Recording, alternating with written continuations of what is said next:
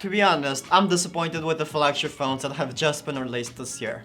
Can you believe it? They're worse than the previous generation in many places, and the price is not even cheaper. In contrast, I would recommend last year's flagship phones. That's right, I'm talking about Xiaomi, iQOO, and today's star, OnePlus 10 Pro. I think the biggest upgrade to the OnePlus 10 Pro this year is its appearance. Those who like it must feel that it has a really unique look. It's easier to recognize than the OnePlus 9 Pro, which is the latest flagship phone from OnePlus last year. The frosted glass on the back cover is still as silky smooth as ever. And the lens module part is made of ceramic, which looks extra premium when illuminated by light. But some people feel that it does not look good. They think it copies Samsung's design, and there is a gap between the frame and the lens. The upper frame is cut and flattened, but the lower frame is still rounded. It looks like the design of the 4 lenses actually 3. What looks like a ring flash design turns out to be just an ordinary dual flash. The lens is very easy to get fingerprints on. All in all, it's a good thing that some people are debating how good the OnePlus 10 Pro looks. At least, it shows that it is different, which is an improvement of sorts, right?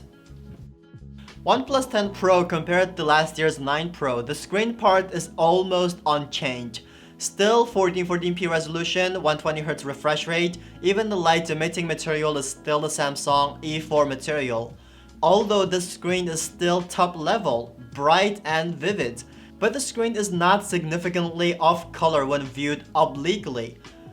But it also means that if you switch from the OnePlus 9 Pro to the 10 Pro, you won't see any change. There are still a few upgrades from the experience though. The first upgrade is that the fingerprint recognition area has been moved up, making it more comfortable to unlock. The second upgrade is that it uses the second generation of LTPO. The principle of LTPO 2.0 was explained in detail in the Xiaomi 12 Pro review, so we won't go over it again, but it has a different adaptive refresh rate strategy than the Xiaomi 12 Pro. When you stop swiping the screen, the OnePlus 10 Pro can reduce it to 1 Hz in a very short time. And that's true for almost all apps. I also found that the LTPO 2.0 screen refresh rate is also related to the brightness. For example, if you're in high brightness, the screen can go down to 1 Hz when it is stationary. But when the screen brightness is slightly reduced, it can only go down to 5 Hz or 10 Hz at minimum. When the brightness is low enough, the OnePlus 10 Pro can only display at 120Hz refresh rate all the time. The Xiaomi 12 Pro, which also uses LTPO 2.0, will have a similar phenomenon, except that it can be displayed at a 60Hz refresh rate even when reduced to its lowest brightness. So when you are in a room at night with the lights off and the low brightness screen, LTPO does little to save power. Although the OnePlus 10 Pro is using Snapdragon 8 Gen 1, OnePlus says, hey, we are very confident in our optimization tuning for gaming. So we'll see about that. Antutu scores 980,000, Geekbench 5 scores 1239 single core, and 13407 multi-cores 3D Mark scores over 10,000, making it the first phone we tested to break 10,000 in room temperature conditions. And whether or not the high performance mode is turned on, it can successfully complete the 3D Mark extreme stress test. The maximum temperature of the body is only about 47 degrees Celsius. Although the stability is not high, but it is much better than some Snapdragon 8 Gen 1 phones that cannot even complete the test. Before we start the game test, I would like to introduce 2 features. The first is the Hyper Response Engine, which allows you to be more responsive with your touch. Although we can see with the slow play video that it does make you shoot faster, you can hardly feel it in reality. And it will increase your power consumption, so this feature will not be turned on for the next test. There is also a feature called Ultra Steady Frames, which allows you to have smoother transitions when frame rate drops.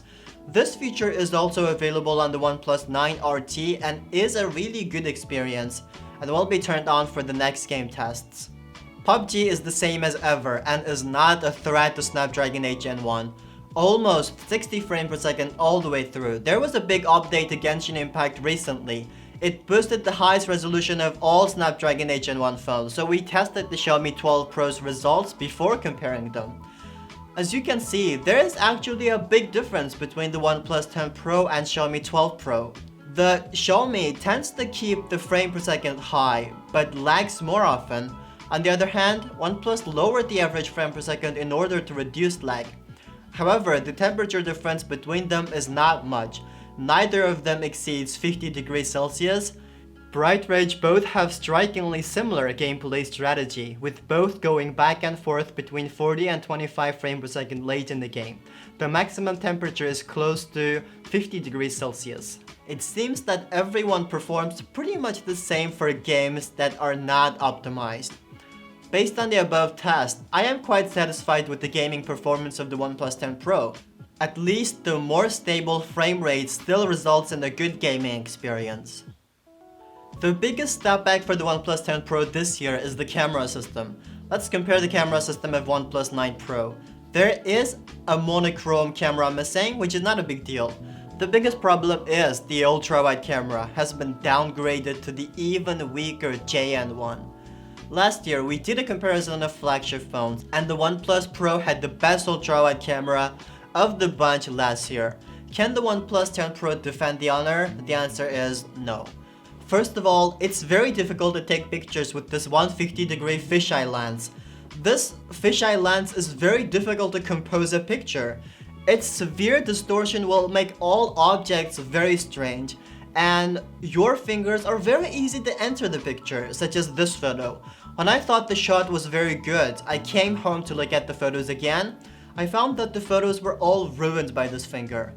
Second, the ultra-wide image is doomed to its edge quality is not too good. The image quality performed at the edge of the frame is poor.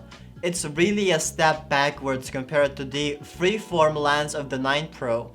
OnePlus is aware of these issues, so after cropping and AI correction, this fisheye lens is also usable as a normal ultra-wide camera. The processed ultra-wide photos perform much better, as long as you don't zoom in to see it. Both exposure, dynamic range, and color are excellent, especially in night mode. The OnePlus 10 Pro takes very bright images, but there are still some things that can't be fixed by AI. For example, the light in the upper right corner of this photo looks like it was cut off. Also, if you take a picture of a street lamp, there will definitely be a circular halo. However, the normal ultra-wide lens will not have this problem. The lens, because there is no more autofocus function, so you also have no way to take macro photos. The main camera performed better than last year's OnePlus 9 Pro. There is no problem with greenish photos. Daytime colors are vibrant and dynamic range is excellent. Colors and exposure are very accurate at night. Auto mode is almost at the level of night mode. Overall, this lens is excellent. The only thing to worry about is its stability. The night mode is sometimes buggy when there is not enough light, but this bug should be fixed soon, so there is no need to worry. This 3.3 times telephoto lens has a relatively small sensor size, so you can probably tell what its performance is like. Its main drawback is that the dynamic range is not as good as the first two cameras. It tends to overexposure the highlight areas. However, because it has OIS stabilization, it has a higher success rate at night than other phone telephoto lenses that don't have OIS. Of course, the sensor size is small, so even if you don't blur the photo because of shaky hands, you won't get much of an excellent photo. But even so, it is one of the best telephoto lenses in the new phones of 2022. It really is so ironic.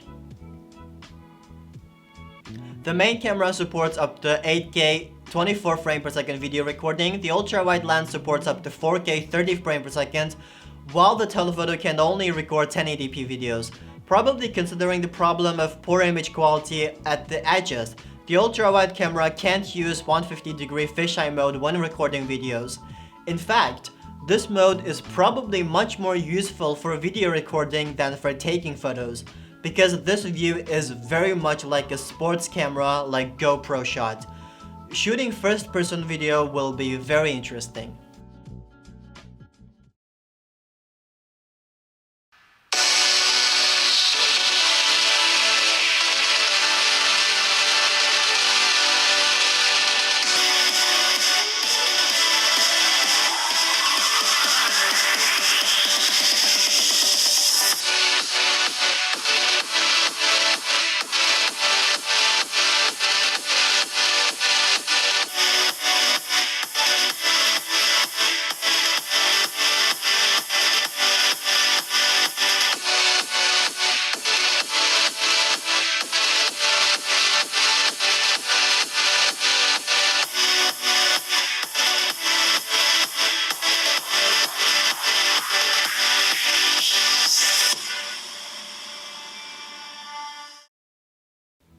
There is an 80-watt charger inside the box, so that means it can charge at 80 watts. You must be thinking, wow, 80 watt must be much faster than the 65-watt charging speed of OnePlus 9 Pro. But in reality, you are only thinking, how come this 80 watt is so slow? Although the battery is 500 mAh larger than the 9 Pro, it's not like this charging time is an 80 watt charging results, and this charger changed back to USB-A from the 9 Pro's USB-C port. So charging wise, OnePlus 10 Pro can be said to be no progress. The charger even regressed. Can that big 5000 mAh battery make the OnePlus 10 Pro battery life longer? Watching videos and TikTok for half an hour both consume 5%. Half-hour video recording is 14%. Genshin Impact consumes 12%. It does seem that the battery life has improved a bit with 5000 and LTPO 2.0. Is the OnePlus 10 Pro a good phone? Yes. It excels in comparison to recently released flagship phones. I even think it's the best Snapdragon 8 Gen 1 phone to buy right now. But is it a good OnePlus flagship phone? No, it's not a qualified successor to the OnePlus 9 Pro. Missing IP68, a weaker ultra-wide camera, and almost the same charging speed as the 9 Pro makes me think that the 10 Pro really isn't much of an improvement. Instead, over $100 cheaper OnePlus 9 Pro seems like a much better choice. Since OnePlus came back under the Oppo umbrella, never settle has become always settle. I miss the days when OnePlus was the flagship killer, at least when I didn't have to pay more for less. Well, that's the end of the video. What do you think of this year's OnePlus 10 Pro? Let us know by leaving a comment. I'm James, and we'll see you the next time.